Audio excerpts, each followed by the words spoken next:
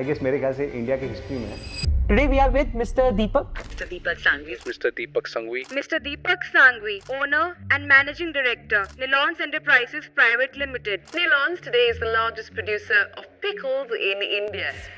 How did you grow that pickle category to be the number one player? What were some strategies, decisions जो आपने लिए? 15 साल आपके पापा के साथ काम करके चला रहे हैं, आप उनको हटा दे रहे, so that was the complete game changer at Nilon's. We have different recipes then and now.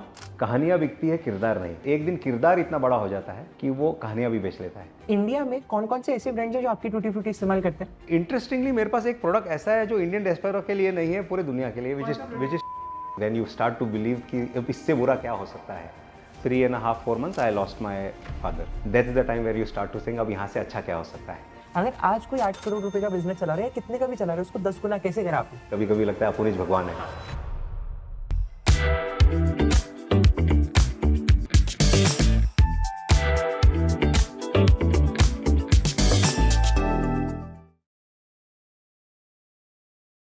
Today we are with a second generation entrepreneur of one of the fastest growing FMCG companies, which hires more than 2,500 employees and whose product can be found over all Indian dining tables. Today we are with Mr. Deepak, who is the managing director of Nilons. I have a very interesting story of how I came to know the brand. One of the things that I inherited from my father was the love of pan. Okay. Apart from a lot of things. So 7th class में एक competition हुआ cooking without fire का. Okay.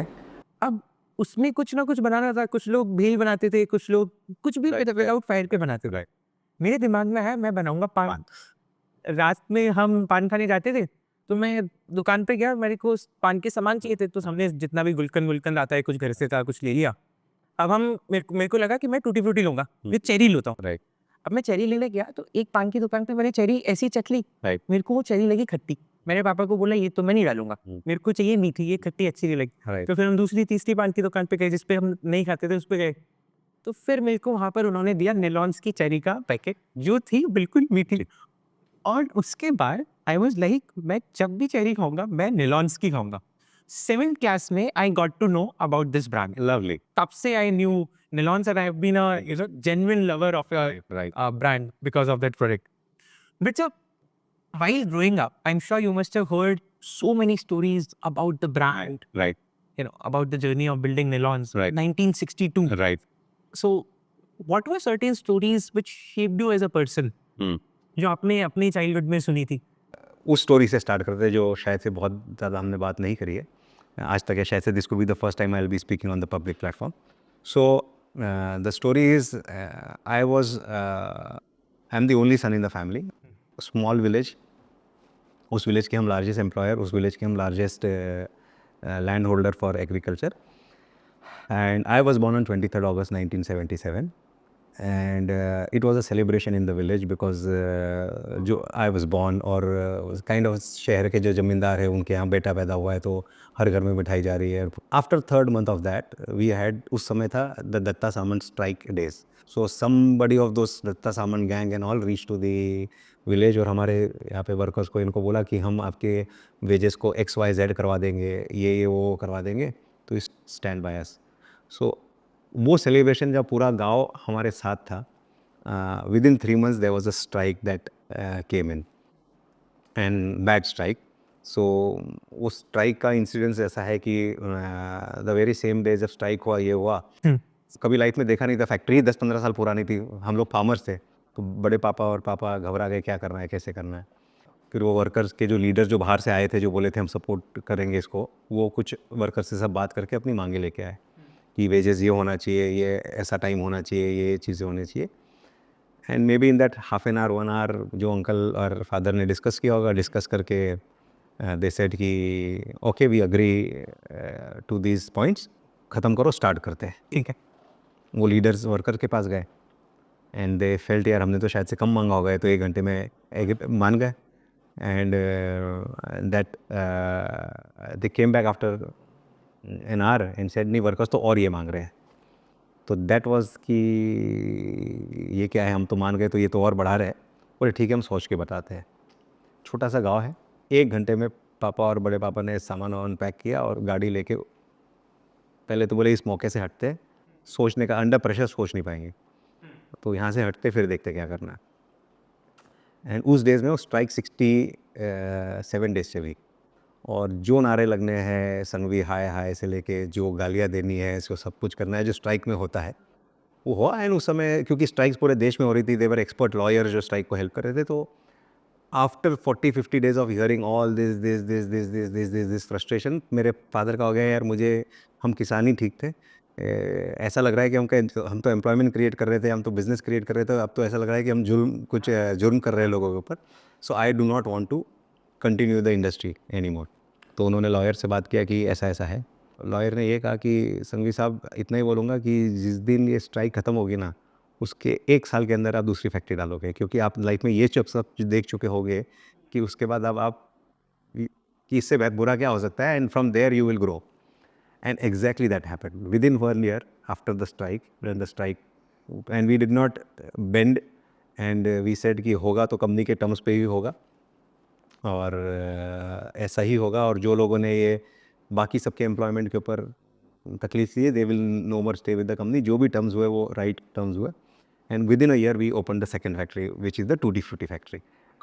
So this is one of the biggest lessons that I have learned in life, because most of the times when you are under that pressure moment, if you are resilient, if you are strong enough, if you face those fears, what happens post that is when you start to believe कि अब इससे बुरा क्या हो सकता है, that's the time where you start to think अब यहाँ से अच्छा क्या हो सकता है। ये तो मैंने आपको छोटे में बताया, बट वो स्ट्राइक में कैसे नारे होते थे, क्या होता था, कैसे मल्टीपल मीटिंग्स होती थी, तो वो सारा जो इंसिडेंट्स है ना, आई like to get it understood, re-narrated to understand कि how did the two people in that time where there was almost no communications, 70s की बात कर रहा हूँ, उस समय how did they go through the entire journey and how they resilient they were to bring the business to the next level. So What were other things that you saw your parents, आपके पापा और बड़े पापा को अपनी शुरुआत में while growing up, हाँ. what kind of lifestyle were you seeing? What kind of habits did you picked up from them?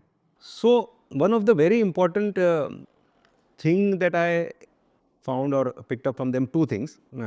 One from the two as a brother, that they would discuss everything.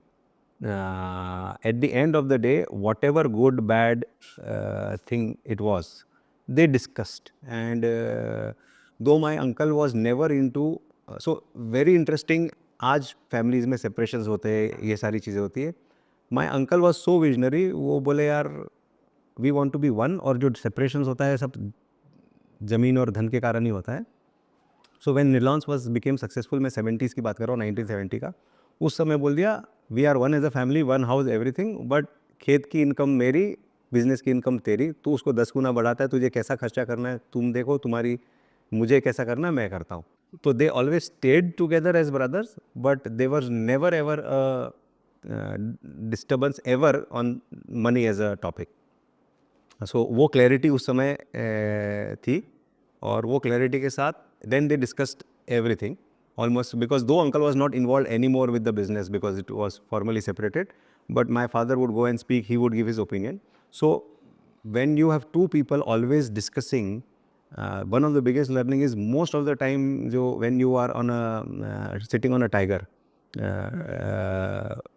like a king, वो नवाजुद्दीन सिद्दीकी का जो dialogue है कि कभी कभी लगता है अपुनिश भगवान है.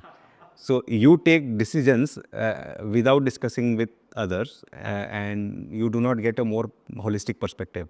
So having those discussions within the family, always the good and the bad, good police, bad police वाला जो concept होता है, two perspective वाला जो perspective होता है, तो I think that is something that I believe is one of the biggest learnings that I have, and I guess that has come into my nature, where however passionate I might be about a decision, I am always happy to get challenged about it. I do not stick to a decision.